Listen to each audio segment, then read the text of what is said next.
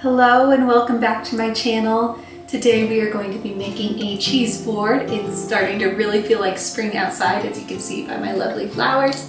And I thought it'd be a nice day to make something that didn't take a whole lot of effort, but was still super beautiful so we could enjoy it outside in my backyard. Let's get started. For this cheese board, I will be using Barber's 1833 aged cheddar, Rouqefort, which is a blue cheese from France, a local cheese from Mouco called Ashley, the Drunken Goat, which is a semi-soft goat's milk cheese that is bathed in red wine from Spain. This is a lot of people's favorite cheese. It is super amazing. Dried apricots,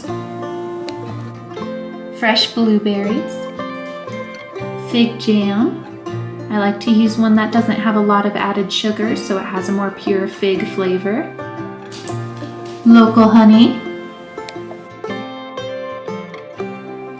And a variety of crackers, including these that are chili and sea salt from Spain. These are some of my favorite crackers. These ones are gluten-free and they're made locally. They have cranberry and pine nuts, and almond and cherry.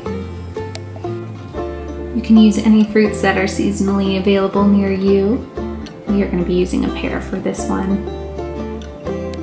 Alrighty, so to start building our cheese boards, I like to start with what cheese I would like to be the main focus of the piece. The main piece on this board, in my opinion, is going to be this local cheese called Ashley. It is a camembert style cheese made here in Colorado. And it has a gorgeous ash rind. It's gonna be a soft ripened cheese, so that's gonna be the soft cheese of this board, which tend to be the first ones to go, tend to be the most sought after. So I'm gonna go ahead and place that centered on my board. Now for round cheeses like this guy, a lot of people don't know where to start, where to cut. So a great thing to do on cheese boards, if you're featuring a round cheese like this, a whole wheel, you're going to just cut a little triangle out of that guy. You can either leave it right there or set it on top like so. Clean up the edges, and there you are. I think we'll leave this guy right there. That way you leave the gorgeous rind intact, so you still get the visual pleasure of it, but people know where to start.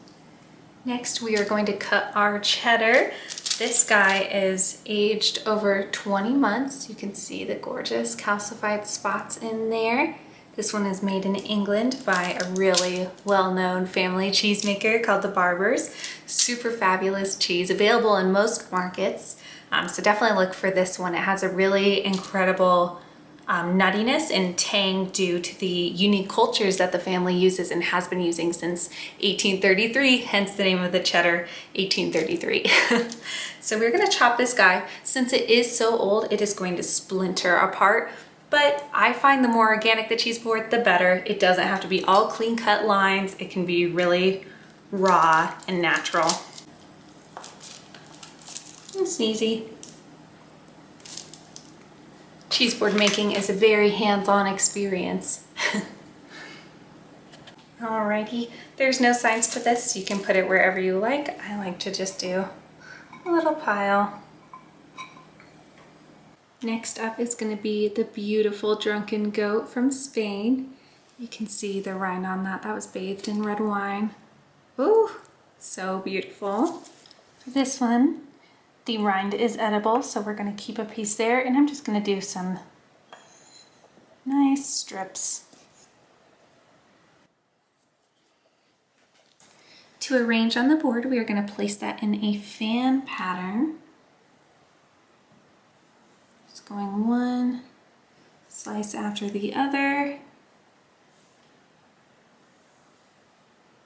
and finishing with that beautiful rind at the end, so you can see where it was bathed in the red wine.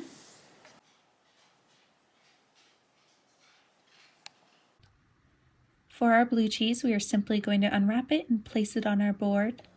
This is a super creamy and soft blue cheese, so it'll be very easy for your guests to serve themselves just with the cheese knife.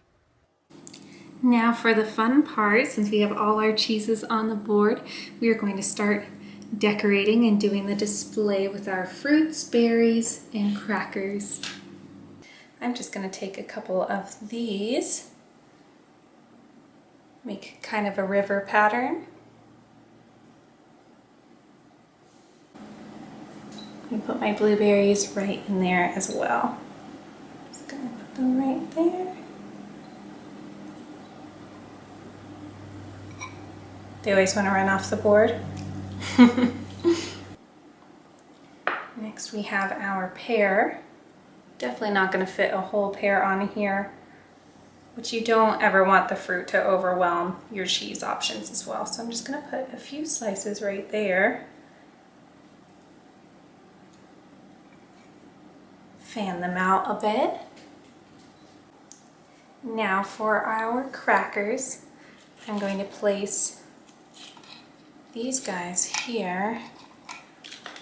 Kind of want to have some different sizes in there, so I just break them up. We're going to take our little cherry and almond toasts. I'm going to just put a few here.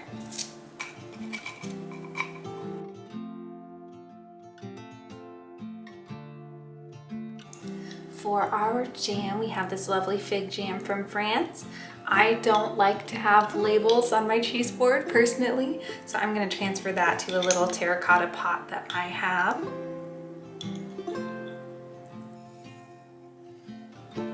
We're going to put fresh local honey all over our blue cheese. This also cuts some of that bite that blue cheese has that some people don't enjoy. I personally love it, but this sweetens it up and makes it almost like a dessert, which is perfect for date night.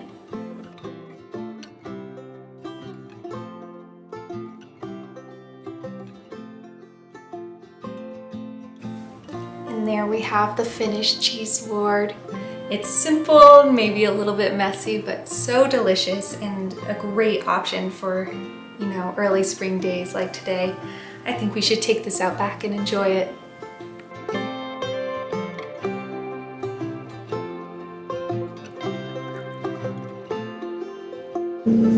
Thank you so much for watching my video. If you enjoyed it, make sure to like, comment, and subscribe, and there'll be a new video every Sunday. I look forward to seeing you next week.